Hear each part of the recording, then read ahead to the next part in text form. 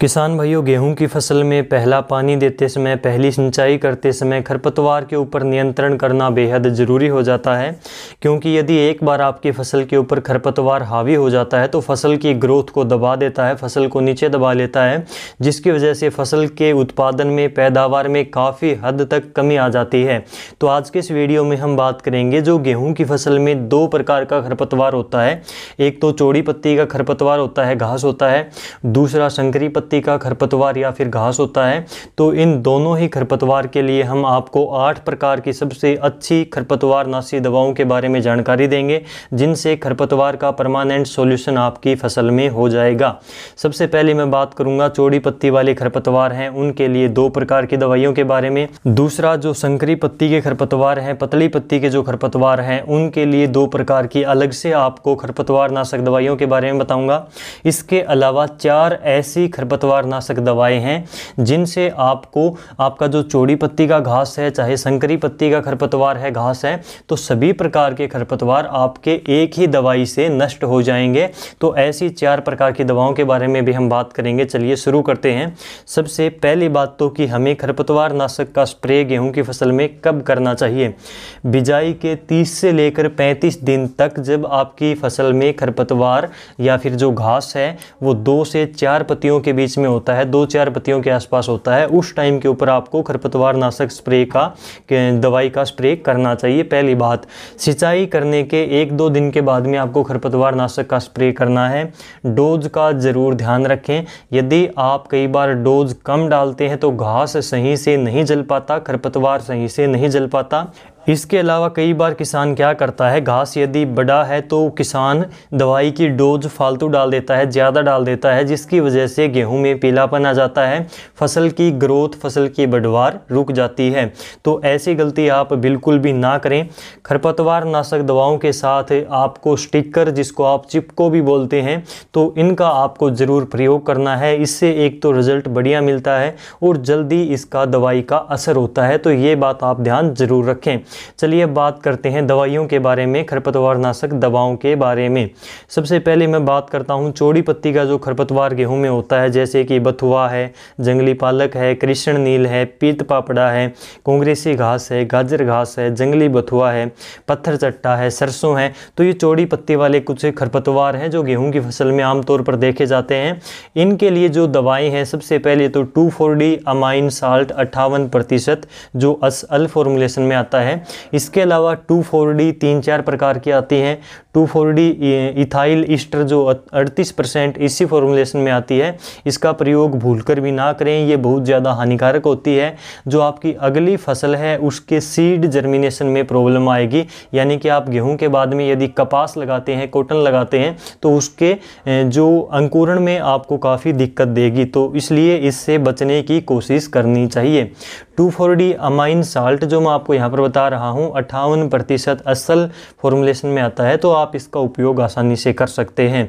इसकी डोज की यदि मैं बात करूँ तो 400 ml प्रति एकड़ के हिसाब से 150 से 200 लीटर पानी के साथ में आप इसका स्प्रे कर सकते हैं 1 एकड़ में। दूसरी जो हमारे पास दवाई है वो चौड़ी पत्ती के लिए ही है। इसको आप मेट सल्फ्यूरोन मिथाइल के नाम से जानते हैं। 20% WP फॉर्मुलेशन में आती है। जो आपकी डुपोंट कंपनी की एल्ग्रिप आती है उसमें यही टेक्निकल होता है। इफ्को कंपनी की मैकोटो आती है, उसमें भी यही टेक्निकल होता है। जो भी दवाई आपको सस्ती पड़े, जो आपको सही लगे, आपके पहुंच में हो, इनमें से कोई सी भी एक दवाई का आप स्प्रे कर सकते हैं। कोई भी एक प्रोडक्ट ले सकते हैं। दोनों में सेम टेक्निकल है, सेम काम करेगी, सेम रिजल्ट आपको मिलेगा। इसकी डोज की यदि मैं बात करूं तो 8 ग्राम प्रति एकड़ के हिसाब से आप ले सकते हैं। पानी की मात्रा 150 से 200 लीटर प्रति एकड़ के हिसाब से। ये तो हमने बात करी चौड़ी पत्ती वाले खरपतवार के लिए। इसके बाद में बात आती है संकरी पत्ती यानी कि पतली पत्ती वाले खरपतवार के लिए कौन सी दवाओं का प्रयोग करें। जैसे कि गुल्ली डंडा है, जिसको हम बलूरी भी बोलते हैं, गेहूं का मामा भी इसको बोलते हैं। इसके साथ साथ जंगली या फिर काली जई जो हमारी गेहूं की फसल में ज़्यादातर देखने को मिलती है। इसके साथ ही मोथा और प्याजा जैसे खरपतवार भी हो जाते हैं। तो संकरी पत्ती वाले खरपतवार को नियंत्रित करने के लिए हम यहाँ पर 2 प्रकार की दवाओं के बारे में बता रहे हैं, जिसमें से पहला है क्लोडिनाफोप प्रोपरजाइल 15% WP फॉर्मुलेशन में आता है। ये सिजेंटा कंपनी का टॉपिक के नाम से आता है, आपने नाम ज़रूर सुना होगा, काफ़ी फेमस पॉपुलर ब्रांड है। इसके साथ साथ सवाल कंपनी का टोपल के नाम से आता है, ये भी काफ़ी अच्छा ब्रांड है। तो इनमें से कोई भी एक दवाई का उपयोग आप कर सकते हैं, दोनों में सेम टेक्निकल है, सेम काम करेगा। अलग अलग कंपनियों का अलग अलग नाम से आपको मार्केट में और भी मिल जाएगा, लेकिन आपको ये टेक्निकल देखना है, टेक्निकल यही होना चाहिए। इसकी डोज की मैं बात करूं तो 160 ग्राम आपको 1 एकड़ में डालनी है। पानी की आपको मात्रा लेनी है 120 से लेकर 150 लीटर प्रति एकड़ के हिसाब से। इसके अलावा एक और दवाई है संकरी पत्ती के लिए ही, नंबर 4 पर आती है, सल्फोसल्फ्यूरोन 75% WG फॉर्मुलेशन में आती है।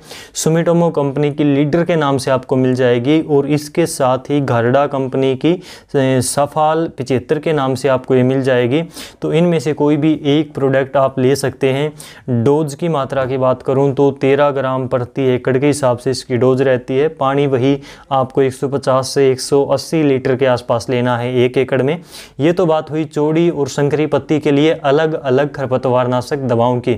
अब हम 4 ऐसी दवाओं के बारे में बात करेंगे जिनसे आपका चौड़ी पत्ती का भी और संकरी पत्ती का भी दोनों प्रकार का खरपतवार कंट्रोल हो जाएगा।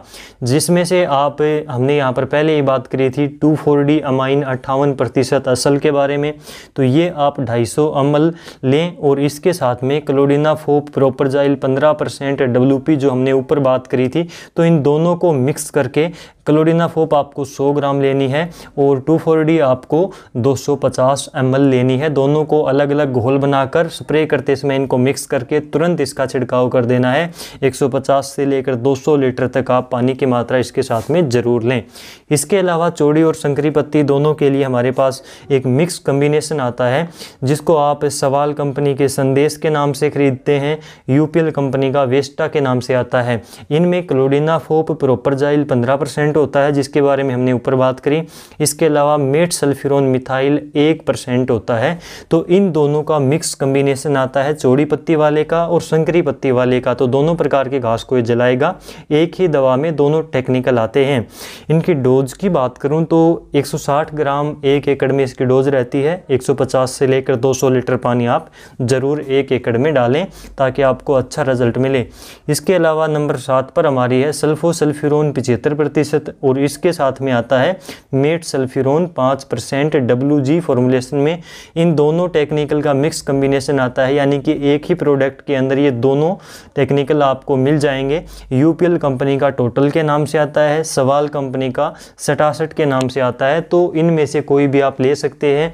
मैंने आपको पहले ही बताया अलग अलग कंपनियों का अलग अलग नाम से मार्केट में आपको मिल जाएगा। तो कोई भी अच्छी कंपनी का अच्छा ब्रांड आप जो भी आपको सस्ता पड़ता हो, अच्छी क्वालिटी का हो, तो वो आप ले सकते हैं।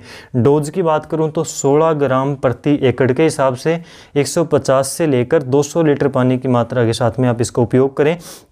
काफ़ी अच्छा रिजल्ट इसका भी आता है। नंबर 8 पर और लास्ट जो हमारे पास दवा है, ये भी काफ़ी अच्छी है। दोनों प्रकार के यानी कि चौड़ी और संकरी पत्ती को एक साथ ही नष्ट करता है।